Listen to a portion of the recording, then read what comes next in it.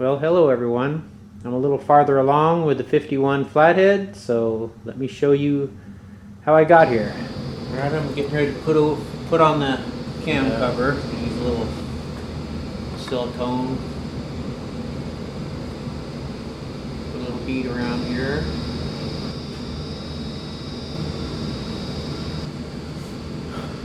Alright, that should do it.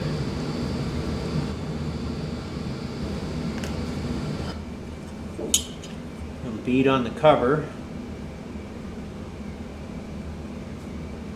Got my rope seal installed, got assembly lube on the rope seal. Used a hammer to push the rope seal down. And alright, I think that's it.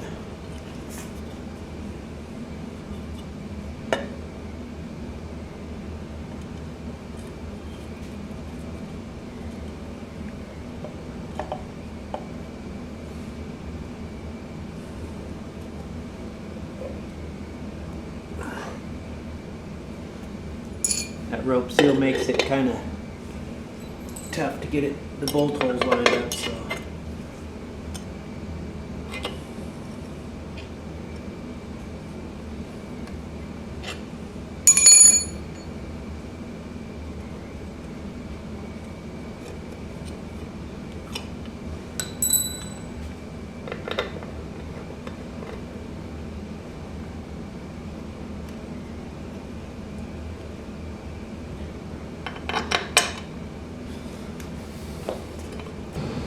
These cover bolts have a little shoulder on them, so you want to make sure you install the right bolts. Okay, and 12 to 15 foot-pounds.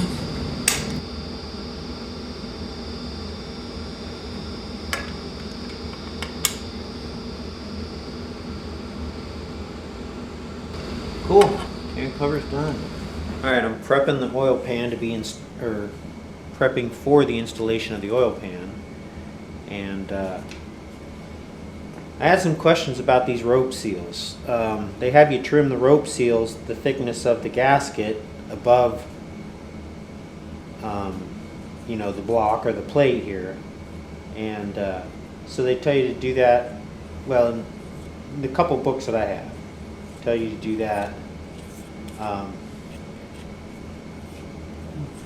Okay, so I trim this one, and it's a gasket thickness up. I trim the oil pan one, and it's a gasket thickness up.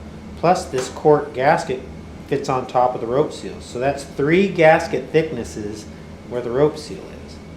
So I kind of questioned if that was right or not, or if I should trim this cork seal around the rope seal to where it's just rope seal to rope seal compression. But anyway, kind of had a question about that. I tried the Felpro Tech line, and the guy I talked there, really, he didn't know either. Wasn't sure. So, you know, I got 3 books about putting these flatheads together, and they all talk about trimming that rope seal a little high. So that's what I did. And so anyway, when I had that question, I started looking around. He didn't know. The guy at Felpro didn't know. Looked at my books again. Yes, they all say that. I looked at one of my older videos of the motor that I built for my coupe, and I did that on that motor, but it was with a Best Gaskets oil pan gasket, and I don't think it was as thick as this cork gasket from Felpro. But what I'm thinking is,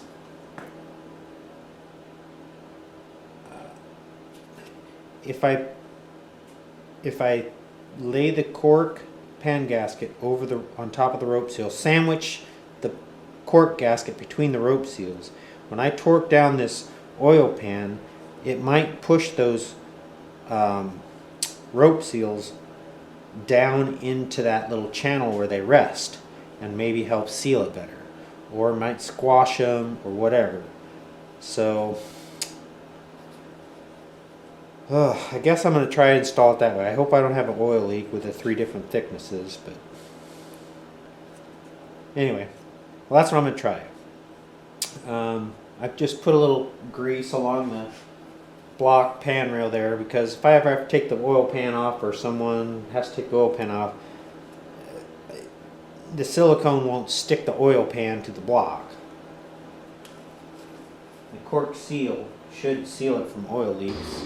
Alright, got the oil pan prepared, got the seals in there trimmed, got some assembly lube on the seals, a little bead of silicone around there, and I think it's ready to put on.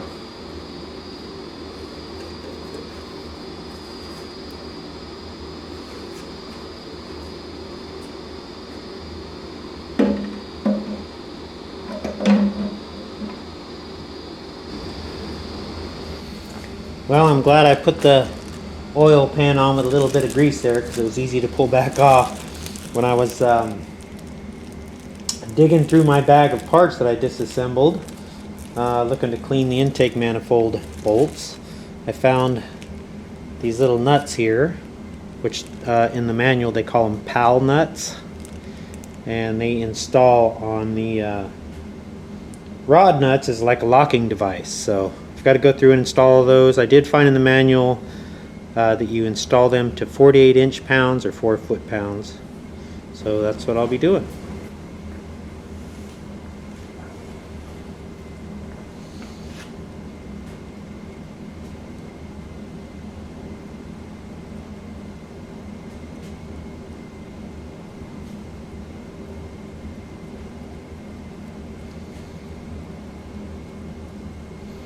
It also said you could do it finger tight in 1/3 of a turn.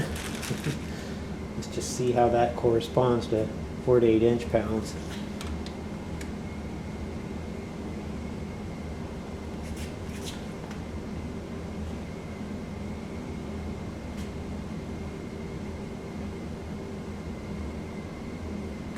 That's about right. Alright, just keep doing that for all 16. Alright, getting ready to install the intake manifold gasket, the intake manifold. I put a little grease around the mating surfaces. You can reuse those intake gaskets if you do that. So if you have to go back in for any reason, or to adjust the valves or whatever later on, you can use the same intake gasket and it works fine. So I always grease them. Just a thin layer.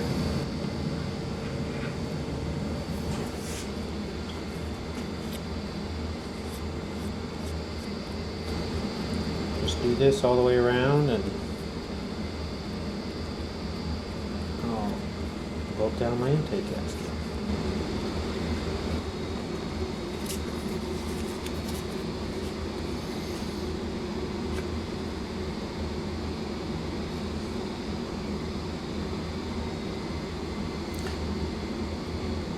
I put my intake manifold on top of this gasket, and I took a pencil and marked the shape of the intake manifold, and then I went over to my scroll saw and cut out that shape, and then took a drum sander and sanded it down. Just makes it look for a little bit cleaner installation. You don't have to do it, you'll just see the gasket. But this is the way I do it. Kind of makes it a little bit better.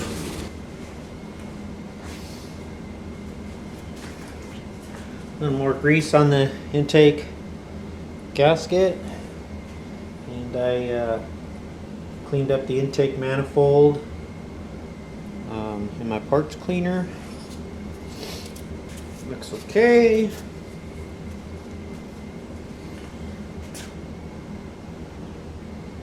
I want to feel for that pipe to go in that hole there. Crankcase breather pipe. Go. Alright, put in all those bolts, and you'll notice on some manifolds that there's holes in the manifolds, that there's no bolt holes in the blocks, so you don't require those.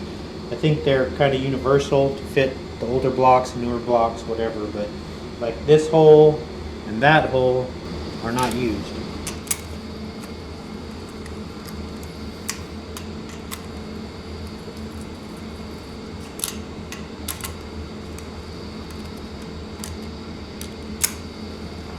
go ahead and install the heads.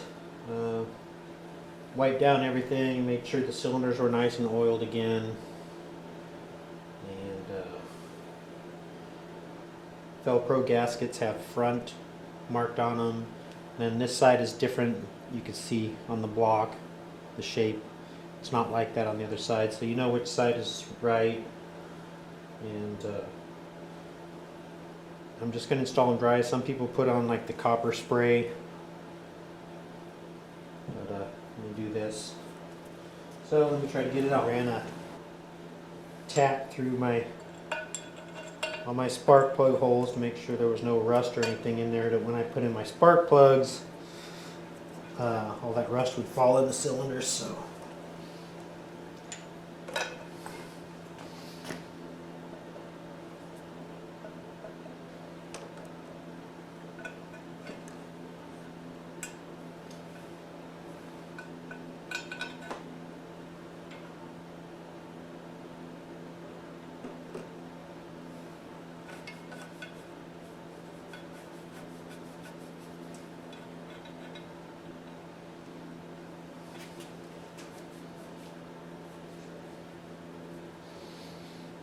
I just put these two bolts in just to hold everything temporarily, because I have to apply sealant to each bolt.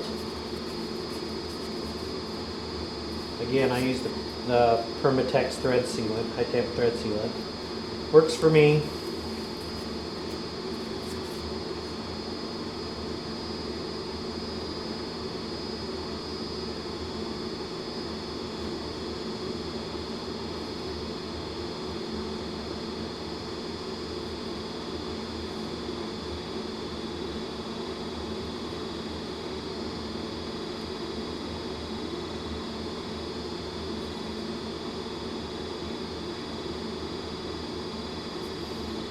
And I'll just go through and install each bolt that way.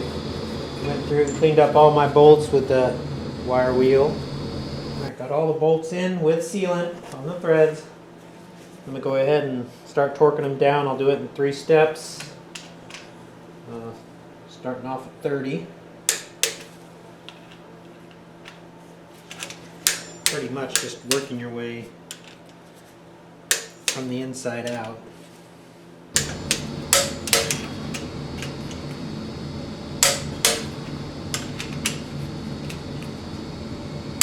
Alright, now for the other side. Heads are all torqued. Starting to look like a motor now.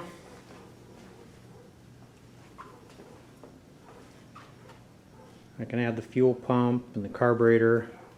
I rebuilt the fuel pump, the carburetor, and I'm in the process of rebuilding the water pumps too. Okay, time to install the fuel pump. Got assembly lube on my fuel pump push rod. Slide it down in the bushing there.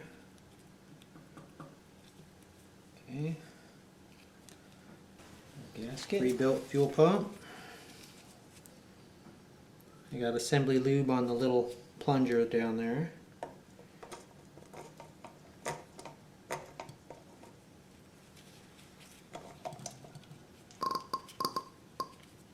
Sounds like it's pumping. I'm gonna grab some washers. Alright, got a couple washers on there now. Hear that? That's the pump.